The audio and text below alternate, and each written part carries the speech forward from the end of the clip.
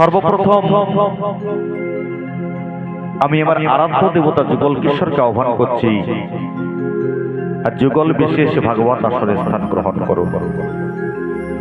তৎপশ্চাৎ সদ্গুরুদেব ভগবানকে আমি আহ্বান করছি, আপনি এসে আমার হৃদয় মন্দিরে বসে হরি কথা, কৃষ্ণ কথা, ভাগবত কথা আলোচনা করো।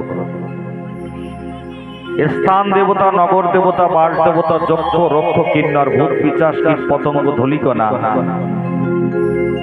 সবাইকে সাদর নিমন্ত্রণ আজকের এই ভাগবত আসরে।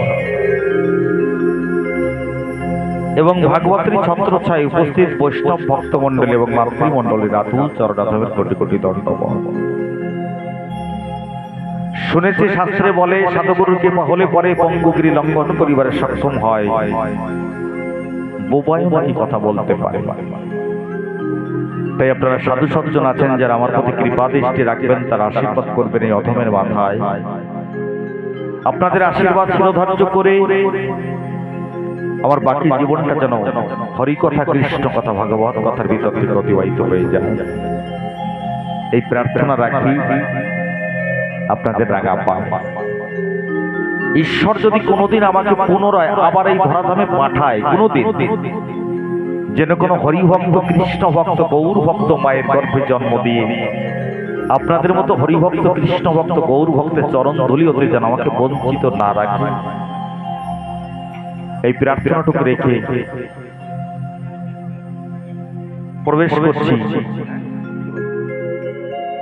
করছি 3 দিবসীয় ভাগবত কথা প্রথম দিবস। এই যে ভাগবত কথা আমরা শ্রবণ করতে বসেছি, একটু মাহাত্ম্য কথা, যেহেতু 7 দিনের পাঠ হলে মা, সেখানে পুরো প্রথম দিবসটাই ভাগবতের মহিমায় কীর্তন করতে হবে। আপনারা এখানে বসেছেন ভাগবতের ছত্রছায়ায়, যে ভাগবতের ছত্রছায়ায় বসেছি তার যদি মহিমা শ্রবণ না করি তাহলে তার ভিতরে প্রবেশ করতে গেলে একটু কষ্টকর হয়ে যায়, তাই না? তাই ভাগবতের নিয়ম। এইবার দেখা যাচ্ছে পাঠ হচ্ছে 3 দিন, আমাকে আজকেই মহিমা কীর্তন করতে হবে এবং আজকেই পরীক্ষিত সুখদেবের জন্ম করিয়ে আমরা কাল জন্মাষ্টমীতে চলে যাব। বাকি বিহারী এখানে প্রকট হবে, জন্ম উৎসব পালন করব, খুব ধুমধামের সহিত খুব আনন্দ করব। সবাই ছোট থেকে বৃদ্ধ পর্যন্ত সবাই এখানে উপস্থিত হবে।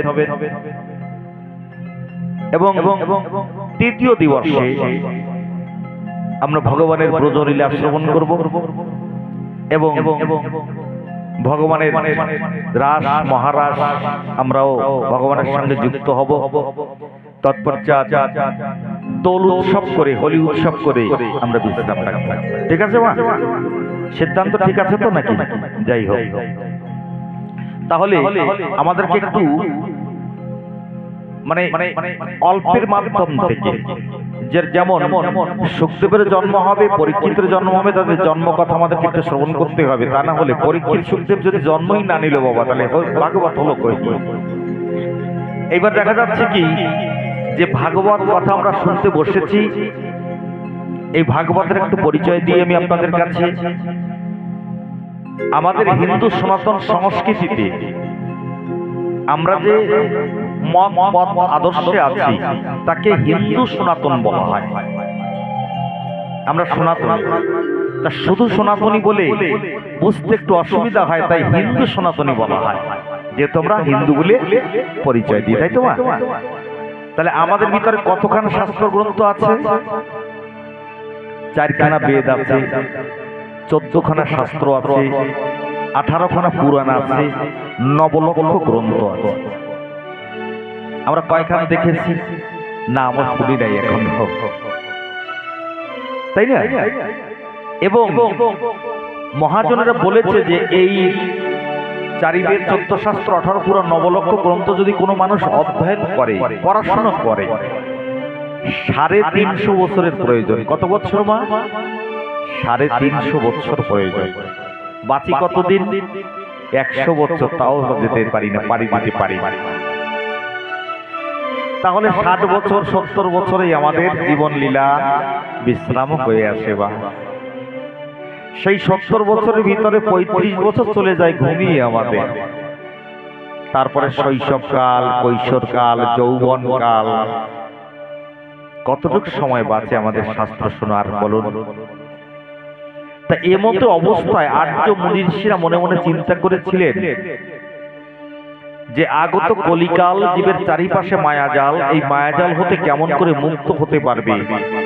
তাই তারা একটা বিচার করে সমগ্র শাস্ত্রকে মন্থন করে তার নির্যাস রসকে বের করে শ্রীমদ্ ভাগবত মহাপুরাণের ভিতরে দিয়ে দিলেন। এবং যখন দিয়ে দিলেন, ভগবান শ্রীকৃষ্ণ যে লীলা করেছিলেন এই ধরাধামে এসে 125 বছরের লীলা সম্বরণ করে ভগবান যখন রওনা করবেন, এমন সময় সম্মুখে উদ্ধব সখা এসে হাজির হল। উদ্ধব ডাক দিয়ে বলছে, কৃষ্ণ চলে যাচ্ছ সদা? ভগবান ডাক দিয়ে বলল, হ্যাঁ সখা চলে যাচ্ছে, আমার লীলা বিশ্রাম হয়েছে। 125 বছরের লীলা সম্বরণ করে আমি গোলক বৃন্দাবনে রওনা করেছি। উদ্ধব ডাক দিয়ে ভগবানকে একটা প্রশ্ন করেছিল, একটা জিজ্ঞাসা করেছিল, মা আমাদের কল্যাণের জন্য জিজ্ঞেস করেছিল যে সত্য যুগে যখন হিরণ্যকশিপু এসেছিল, তুমি তখন নৃসিংহ বরাহ অবতার ধারণ করে তাদের উদ্ধার করেছিল।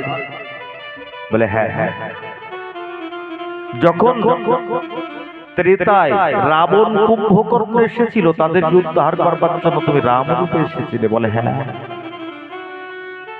বলে তারপরে দন্তবক্র শিশুপাল জরাসন্ধ আদিকে উদ্ধার করবার জন্য তুমি কৃষ্ণ রূপে এসেছো। বলে হ্যাঁ। তাহলে আগত কলিকাল জীবের চারিপাশে মায়া যায়। বলো না, এই যে আত্মাগুলো, অসুর আত্মাগুলো প্রত্যেকটা অলিতে গলিতে নগরে বিচরণ করে তারা উৎপাত সৃষ্টি করবে, তাদেরকে তুমি কত রূপে রূপায়িত হয়ে জগতে উদ্ধার করবে একটু বলে যাও। আমার কৃষ্ণচন্দ্র ভগবান সেদিন উদ্ধব সখাকে যা বলেছিল তাই আমি আপনাদের সম্মুখে তুলে ধরছি। উদ্ধব সখাকে ডাক দিয়ে বললেন, সখা আগামী কলিযুগে অবতারের প্রয়োজন নেই, আগামী কলিযুগে মানুষের সংস্কারের প্রয়োজন আছে। তাহলে সংস্কার হবে কি করে? আমার কৃষ্ণচন্দ্র ভগবান ডাক দিয়ে উদ্ধবকে বললেন, উদ্ধব আমি এক রূপে গোলক বৃন্দাবনে রওনা করেছি, আর এক সূক্ষ্ম রূপে আমি শ্রীমদ্ ভাগবতের ভিতরে প্রবেশ করছি। যে কথা আমি প্রথমেই বলেছি, যে গ্রামে ভগবানের আগমন হয়েছে, সাধারণ কোনো মানি ব্যক্তি এই জগতে যদি আমাদের সান্নিধ্যে আসে, আমরা কত শ্রদ্ধা কত অর্থ নিবেদন করি। যিনি বিশ্ব ব্রহ্মাণ্ডের মালিক ভাগবত রূপে আগমন হয়েছে গ্রামে, কতটা পবিত্রতা অর্জন করে, কতটা প্রীতি সহকারে সে ভগবানকে শ্রদ্ধা অর্থ নিবেদন করতে হয়। যখন অলিতে গলিতে সমস্ত জায়গায় মানুষ ভাগবত কথা শ্রবণ করবে, তখন ভাগবতময় হয়ে যাবে, মানুষের ভিতরে সংস্কার আসবে। যদি এই কথা শ্রবণ করি, মানুষ তখন হৃদয়ঙ্গম করতে পারে কোনটা মুক্তির পথ, কোনটা সিদ্ধান্তের পথ, কোনটা ধর্মের পথ, কোনটা অধর্মের পথ। বিচার পরিষ্কার হয়ে যায়। কেন বলি জানেন? কত মানুষ, কত মায়েরা আমাদের কাছে ফোন করে, মহারাজ আমি একটা তুলসী গাছ রোপণ করব, বিন্দেজিকে স্থাপন করব, আমার ঘরের কোন পাশে করব? একাদশীর ব্রত কখন আরম্ভ হচ্ছে? কত হাজার হাজার ফোন আসে আমাদের কাছে, কত সিদ্ধান্ত তারা যায়। আমি সবাইকে বলি, অন্তত ভাগবত কথার আশ্রয় আসেন, হরিকথার আশ্রয় আসেন, শাস্ত্রের আশ্রয় আসেন। এমন কোন সিদ্ধান্ত নেই যে আমাদের হিন্দু সনাতন সংস্কৃতি শাস্ত্রের মাধ্যমে আর্য মুনি ঋষিরা দিয়ে যায়। আপনি কোন দিকে বাহ্যক্রিয়া করবেন, কেমন করে মুখ ধুইবেন, কেমন করে স্নান করবেন, কেমন করে অর্জন করবেন, কেমন করে বন্ধন করবেন, সমস্ত সিদ্ধান্ত শাস্ত্রের ভিতরে দিয়ে দিয়েছে। কিন্তু কত সময় আমাদের জীবনে চলে যায়, আমরা যখন সময় পাই একটু শাস্ত্র দর্শন করি আর মনে মনে ভাবি ঠাকুর যদি আরো একটু সময় বাড়িয়ে দিতে তোমার এই গ্রন্থগুলো অধ্যয়ন করতাম। যত শাস্ত্রের ভিতরে যাই, যত শাস্ত্রের ভিতরে পড়তে পড়তে প্রবেশ করি, ততটা মনে হয় যেন আমি জ্ঞান সমুদ্রের ভিতরে কেবল প্রবেশ করছি, কিছুই ধরে রাখতে পারিনি, কিছুই জানতে পারিনি। অখিল বিশ্ব ব্রহ্মাণ্ডের মালিক হরি অনন্ত, হরি কথা অনন্ত। শাস্ত্রকার মহাজন যিনি বলেছেন, বিশ্ব ব্রহ্মাণ্ডের ভিতরে যত জল আছে, সমস্ত জলকে যদি কালি তৈরি করা হয়, আর যত বৃক্ষ তরুলতা আছে, সমস্ত বৃক্ষ তরুলতাকে যদি কলম তৈরি করা হয়, মা সরস্বতীও যদি লিখতে বসেন, আমার মনে হয় না হরি কথা কৃষ্ণ কথা না লিখে সমাপন করা যায় না, বলে সমাপন করা যায় না। তাহলে বলুন না, 3 দিবসে কতটুকু শ্রবণ করব? তাহলে যতটুকু সম্ভব আমরা হরি কথার রস আস্বাদন করব। এই 3টে দিবস এই ভাগ্যনগর গ্রামে মায়ের পূজা উপলক্ষে হরি কথা বর্ষণ হবে।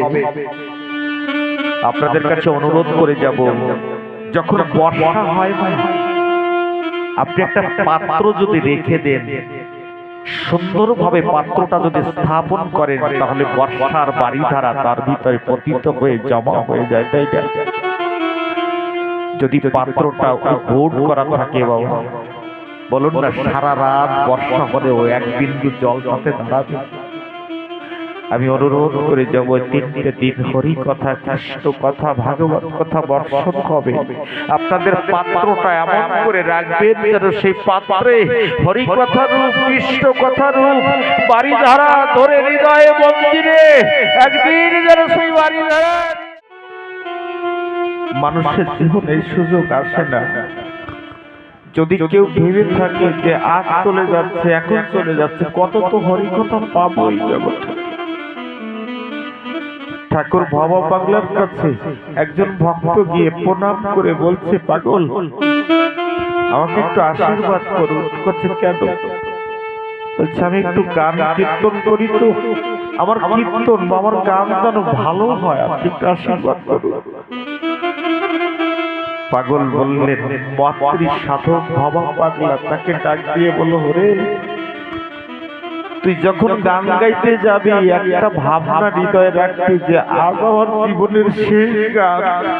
আমার জীবনের গান হতেও পারে, নাও হতে পারে, দেখবি তোর গান ভালো হবে। যদি আমরাও ভাগবতের কাছে এসে, কীর্তনের কাছে এসে এতটুকু হৃদয়ঙ্গম করতে পারি, এই যে হরি কথা শুনছি, এটাই আমার জীবনের শেষ শোনা, আবার মঙ্গল হতে পারে, আবার জীবনে কল্যাণ হতে পারে। আমি যদি চিরদিন বাঁচবো, দীর্ঘদিন থাকবো, এই অভিমান নিয়ে